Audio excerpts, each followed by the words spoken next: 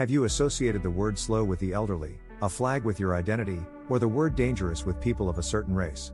These everyday associations can be evoked by subtle stimuli, such as words, actions, or objects, and can substantially influence people's behavior. Through a cognitive process called priming, certain stimuli can activate our brain's memory system and subsequently influence our thoughts, feelings, and actions without us even noticing.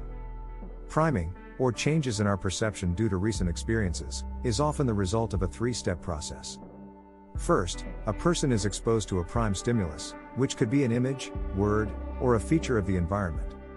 Second, the prime increases a conceptual category's accessibility in the brain, which increases the likelihood of that conceptual category influencing the encoding of new information. Finally, the newly activated representations result in perceptual or behavioral changes. Early research on the effects of priming studied how evoking thoughts of certain personality traits influence impressions of others.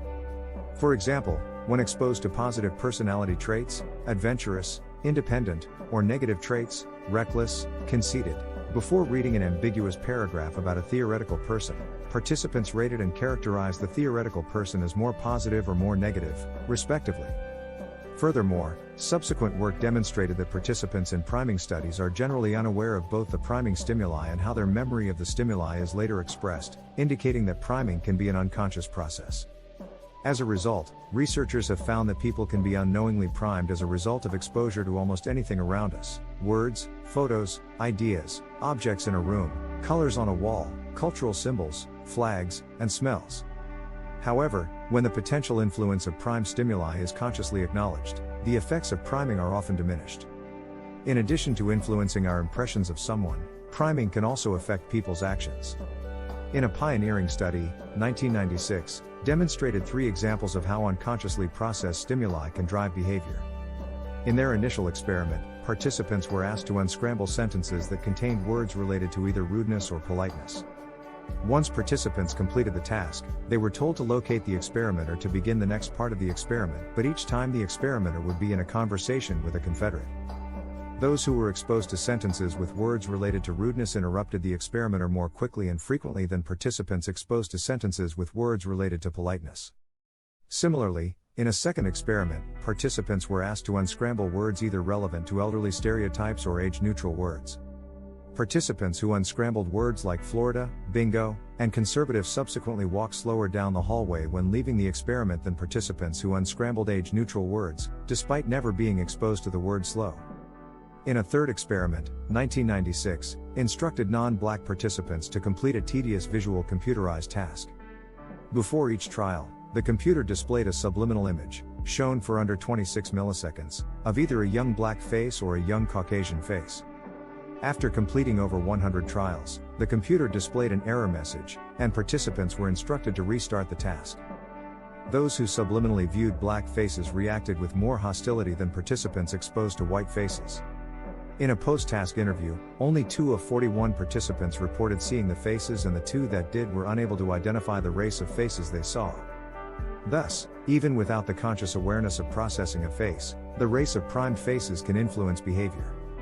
Unfortunately, the results of many social priming studies have come under fire in the last decade.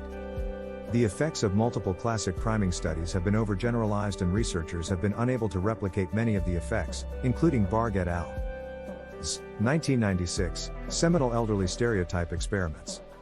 To address replication criticisms, researchers have invoked several changes to research methods.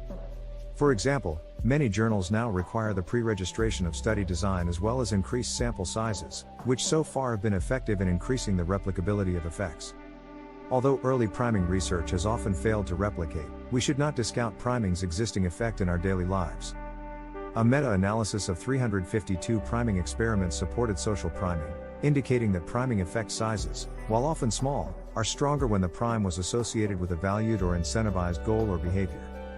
Thus, social priming researchers should avoid making wide-sweeping generalizations and instead focus on effects within subsets of populations that have goals related to the prime. While not everyone will walk slower after exposure to words related to the elderly stereotype, we can still utilize priming to study how stereotypes and associations can unconsciously influence people's thoughts and actions.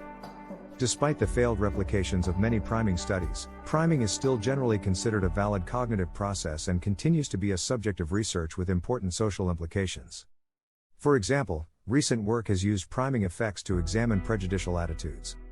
Specifically, the affect misattribution procedure, AMP, can reveal participants' attitudes by briefly presenting an image, for example, a white face or a Muslim face, before asking participants to judge a neutral stimulus. When participants subsequently judge the neutral image, attitudes towards Muslims compared to Caucasians can manifest themselves via positive or negative attitudes towards the neutral stimulus. Similar procedures have also revealed attitudes regarding drinking, smoking, and political views. Therefore, social priming can be a valuable tool for the study of topics that are vulnerable to a social desirability bias. Priming has important implications for our everyday lives, especially when racial and gender biases can influence outcomes. For example, police officers and juvenile probation officers endorsed harsher punishments after being primed with words related to black stereotypes compared to neutral words. Additionally, priming the idea of power can lead men to have inappropriate sexual thoughts. By using priming, we can observe and analyze the effects of many unconscious attitudes on behavior, which can aid in combating bias and prejudice, especially in an era when people are unwilling to overtly express it. In sum, priming is a powerful cognitive mechanism that impacts how we perceive and interact with the world around us. We are prone to the effects of unconsciously processed stimuli, and although some instances of priming effects might seem trivial and dubious, like an image of a dog evoking more loyal behavior in humans, there could be negative consequences when subliminal images of black men later evoke hostile attitudes. Thus, especially when we evaluate other people and our surroundings, we should try to be aware that our attitudes can be biased by something recently perceived, even if we are unaware that we perceived it.